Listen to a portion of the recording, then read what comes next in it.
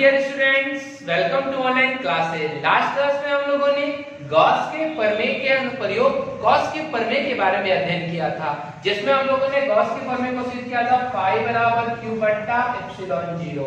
अगर आपने ये वीडियो नहीं देखा है तो आप उस वीडियो को जरूर देखें, क्योंकि उस वीडियो को देखने के बाद ही आप गॉस के प्रमेय का अनुप्रयोग समझ सकते हैं। तो पहले आप गॉस के प्रमेय को देखिए कि वो कैसे प्रमाणित हुआ, तब हम गॉस के प्रमेय को अनुप्रयोग देखेंगे।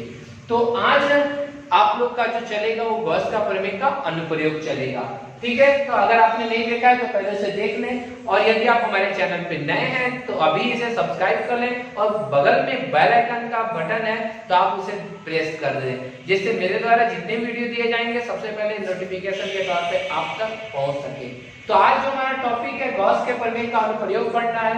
गॉस के प्रमेय का अनुप्रयोग में तीन हम लोग को पढ़ना है। एक अनंत लंबाई के तार में पढ़ना है, दूसरा हमें एक चादर में पढ़ना है, समतल चादर में, और तीसरा हमें एक गोलाकार चालक में पढ़ना है। तो हम लोग तीनों को एक एक करके पढ़ेंगे। पहले आज है अनंत लंबाई के तार में। तो इसका पहले मैं क्वेश्चन बता दे रहा हूं जो बिहार बोर्ड में आपका आता है, किस टाइप से आता है बिहार बोर्ड में। तो बिहार बोर्ड की तरह क्वेश्चन बता दे रहा हूं, आएगा ऐसे। बिहार बोर्ड या किसी भी बोर्ड में, यूपी बोर्ड, किसी बोर्ड में भी परीक्षा में अगर ये क्वेश्चन आता है तो इस टाइप से पूछा जाता है। गॉस के प्रमेय को लिखें, पहले लिखना है, और इसकी सहायता से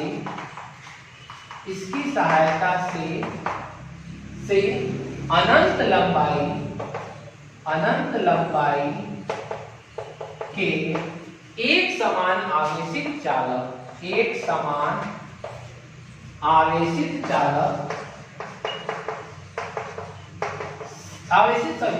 सीधे तार के कारण वैद्युत क्षेत्र का व्यंजक प्राप्त करें।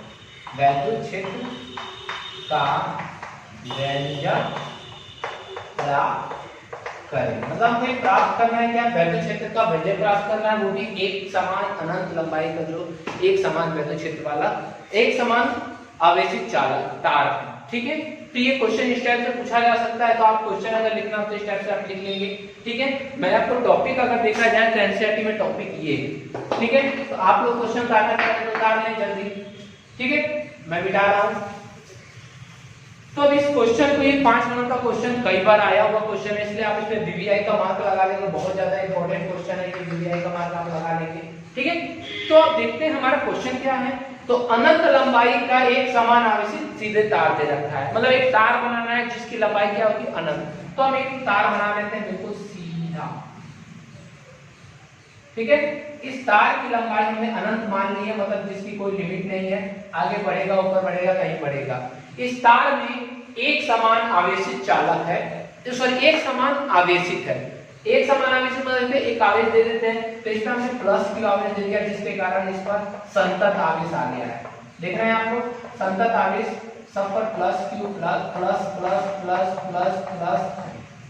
अब हम यहाँ पर एक समान बना लिए, और इसकी लंबाई हम मान लेते हैं L, चलिए बाद में मानते हैं, ठीक है। ये हमारा तार, चालक तार हो गया है अनंत लंबाई का।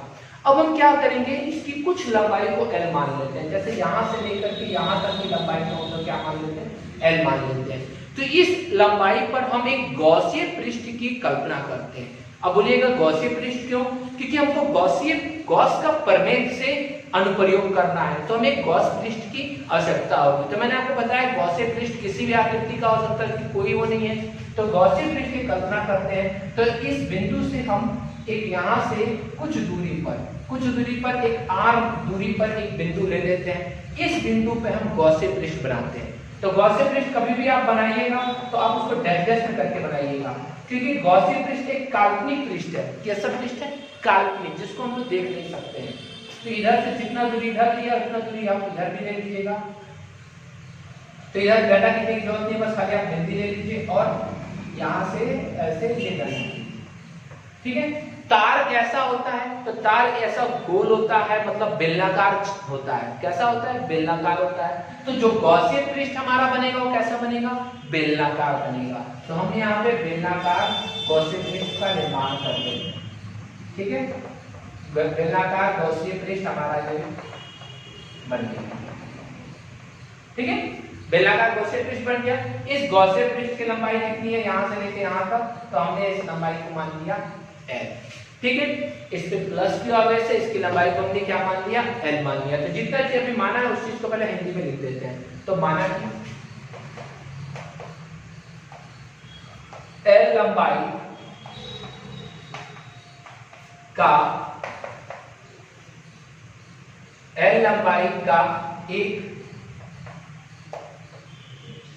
लंबाई का एक समान,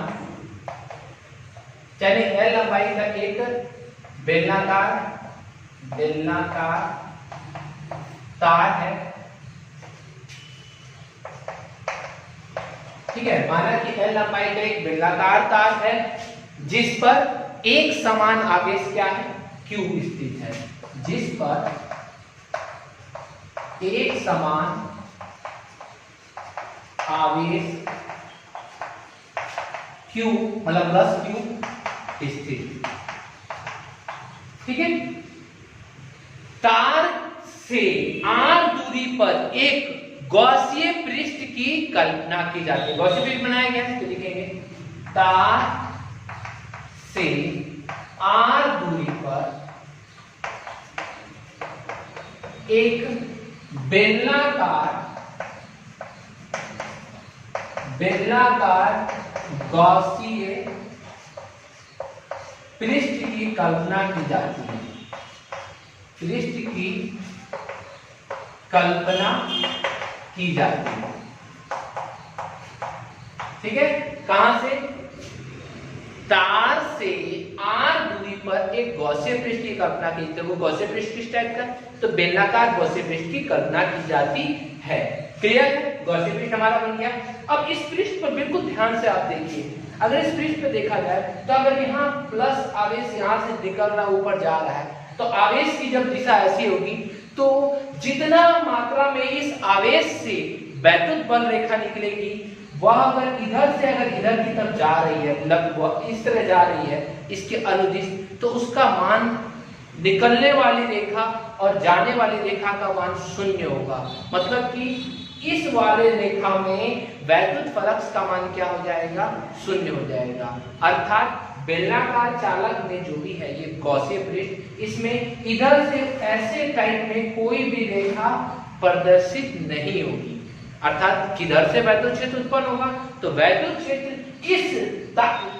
इस तार के लंबवत दिशा में वैद्युत क्षेत्र उत्पन्न होगा।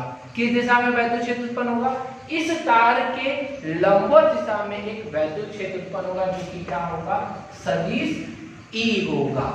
क्लियर, फिर से एक बार देखिए, इस जो तार है इसमें प्लस के आवेश दिया गया है, तो यहां से और नीचे के साइड से वैद्युत बल रेखाओं की संख्या शून्य होगी, जिससे वैद्युत फ्लक्स पाई का मान क्या हो जाएगा, 0 हो जाएगा।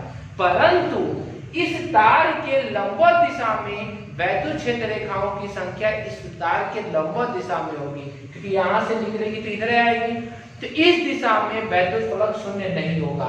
तो इस दिशा में विद्युत क्षेत्र का जो मान होगा वो क्या मान लेते हैं, E मान लेते हैं। तो ये बात हिंदी में लिखेंगे कि तार के लंबवत, ठीक है, तार के लंबवत दिशा में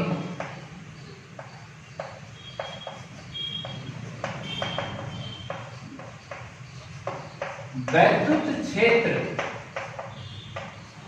का परिमाण कितना होगा, E है। ठीक है, वैद्युत क्षेत्र का परिमाण E तथा इस तार के लंबवत एक गॉसिय पृष्ठ जब हमने माना है तो इस गॉसिय पृष्ठ पर एक अल्पांशीय क्षेत्र ले लेते हैं तथा गॉसिय पृष्ठ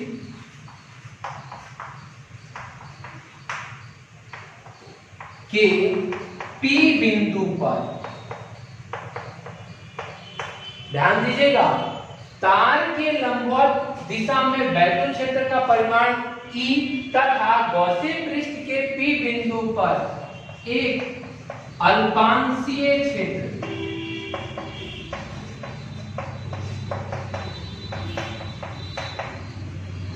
डेल्टा एस मतलब सदिश डेल्टा एस हो तो किधर इस दिशा में, इसी दिशा में गॉसियन पृष्ठ एक मान लिया हम लोगों ने यहाँ डेल्टा एस, तो हो तो विद्युत फ्लक्स की परिभाषा से, हो तो वैद्युत फ्लक्स की परिभाषा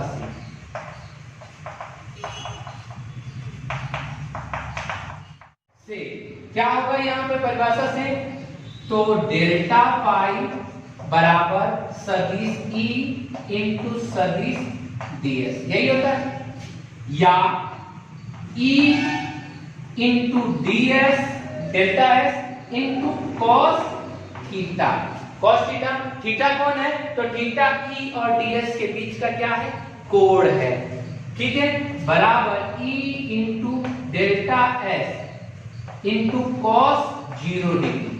क्यों 0 डिग्री, क्योंकि E और डेल्टा S एक दूसरे के अनुदिश है, चाहे डेल्टा S एक दूसरे के अनुदिश है, जब ये दोनों अनुदिश होंगे तो दोनों के बीच का कोण क्या होगा, 0 डिग्री होगा, जब 0 डिग्री होगा तो क्या हो जाएगा, डेल्टा फाई बराबर E इंटू डेल्टा S, ये हमारा किसका मान हो गया, इसका मान हो गया, किसका, डेल्टा फाई का मान। अब हमको यहाँ पर डेल्टा फाई मतलब अल्पांशीय फ्लक्स का मान प्राप्त हुआ है, हमको किसका मान प्राप्त करना है, कुल वैद्युत पदार्थ, इसलिए गॉसीय पृष्ठ का कुल वैद्युत फ्लक्स, कुल वैद्युत फ्लक्स, कुल वैद्युत फ्लक्स क्या हो जाएगा, मैं यहां मिटा रहा हूं, कुल वैद्युत फ्लक्स क्या हो जाएगा, तो कुल के लिए हम लोग यहां पे क्या लगा सकते हैं, समाकलन लगा देंगे, समाकलन लगाएंगे क्या, डेल्टा फाई था बराबर, तो इधर भी समाकलन लगा दिए और इधर भी समाकलन लगा देंगे E इंटू डेल्टा S, ठीक है। यहां जब समाकलन लगाएंगे तो समाकलन जब भी करते हैं तो हमारा इस डेल्टा फाई का जब समाकलन करेंगे तो फाई आएगा, इसी प्रकार E इंटू डेल्टा S का समाकलन करेंगे तो डेल्टा S का समाकलन क्या हो जाएगा, E इंटू डेल्टा S का करेंगे तो क्या हो जाएगा, S मतलब पृष्ठीय क्षेत्रफल, पृष्ठीय क्षेत्रफल, तो यहाँ पर पृष्ठ कैसा है, गॉसियन पृष्ठ, गॉसियन पृष्ठ कैसा है, बेलन के आकार का है, तो बेलन का पृष्ठीय क्षेत्रफल क्या होता है, 2 पाई r h, h मतलब हाइट, तो यहां पर बराबर E इंटू किसका बराबर, फाई के बराबर, फाई बराबर E इंटू S का मान 2 पाई r त्रिज्या है, r त्रिज्या है और h ऊंचाई कितनी है, l है, तो l ऊंचाई l ना है, यहां से लेके यहां तक की ऊंचाई कितनी है, l है, तो l हो गया, फाई बराबर कितना हो गया, E इंटू 2 पाई r l, समीकरण नंबर कितना हो गया, ये 1, समीकरण नंबर कितना हो गया, 1।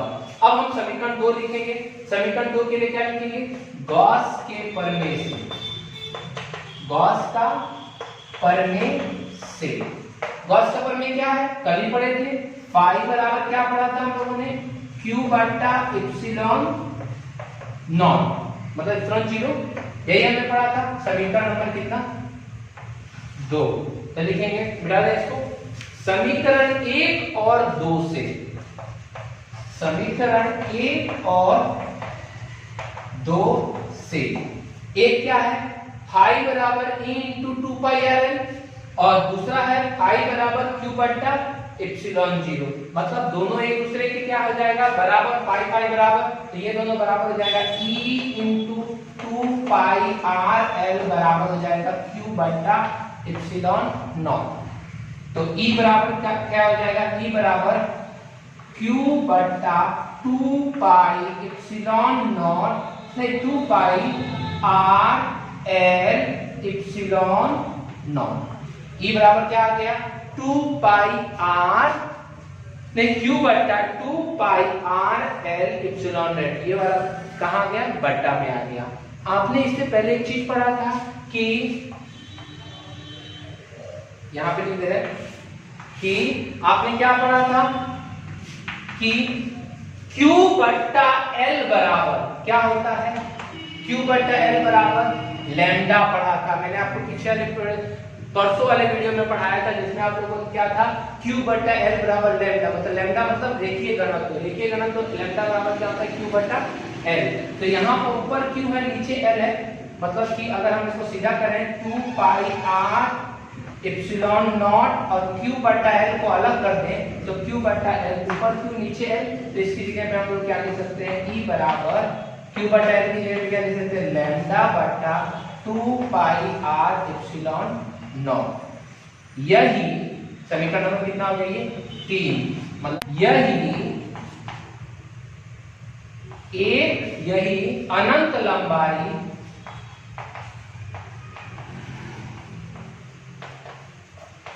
के एक समान, चाहे अनंत लंबाई के एक समान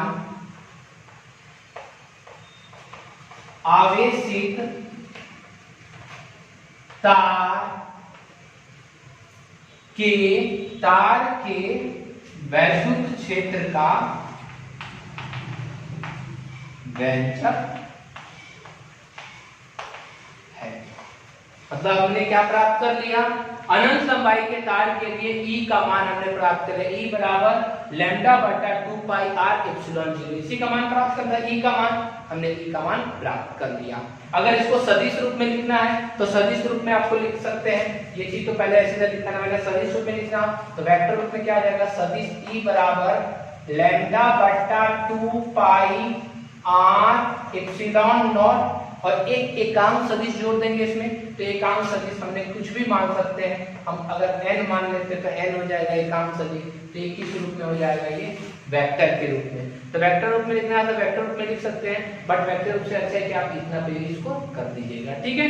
तो इस प्रकार हम लोगों ने अनंत लंबाई के आवेशित तार के लिए व्यंजक प्राप्त कर लिया। तो एक बार फिर से मैं यहाँ क्लियर कर दे रहा हूँ। सबसे पहले आपको एक तार बनाना है, एक गॉसियन पृष्ठ बनानी है। गॉसियन पृष्ठ यहाँ से एक बिंदु P लेना है, P पर E का मान इस साइड होगा और एक हम अल्पांशीय क्षेत्र डेल्टा ले लेंगे। फिर हम वो परिभाषा लेंगे किसकी? वैद्युत फलक की परिभाषा, जिसमें फाई बराबर क्या होगा? E इंटू ds होगा, जिससे हम लोग E इंटू ds का मान प्राप्त करेंगे।